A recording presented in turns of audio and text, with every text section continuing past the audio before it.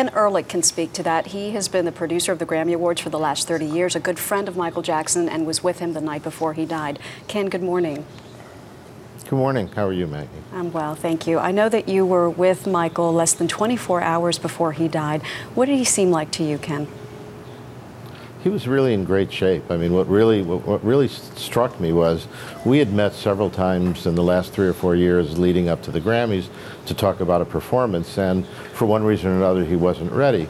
But I watched this transformation, and from year to year, and the other night it was obvious that he was really ready to get back on stage, perform, and wow people, just like he always did. In fact, you saw him on stage. You watched his rehearsal that night. We have heard reports this morning that he got there hours late, which we understand is not unusual, but that he was listless and tired.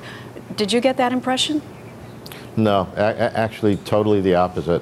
He didn't get there late. I mean, I was there, you know, he got there. There were a couple of meetings that he had. He wanted to look at some of the videos for the tour, and he hit the stage. You know, there was a little wait, but when he was on stage, it was like he was so intent on making it work. You know, it was still blocking. It was still rehearsal. It wasn't full out. But he was pretty amazing on stage, and it just struck me. I mentioned to Randy Phillips, who's the tour promoter.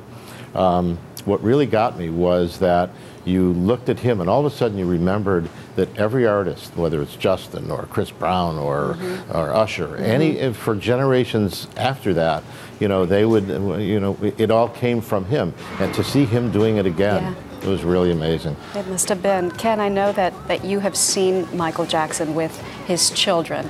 We know how important that relationship was to him. Can you tell me what they were like together?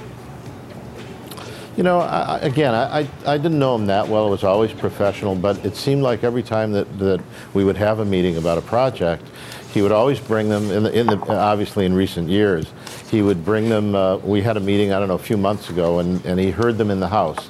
And he brought them down and, you know, walked them into the room and kind of introduced them again to us. And, you know, I just, all of a sudden, all of the show business, all the entertainment, all of that was aside. He was a father, you know, and he was their father. He was their guardian. You know, it was pretty amazing to watch him with them because you could see the love both ways. It was really, that's what struck me yesterday. Once you got through some of the other stuff, it was, you know, it's about the kids. Right, what he leaves behind. And for this to happen so close after Father's Day, so sad. Ken Ehrlich, thank you very much.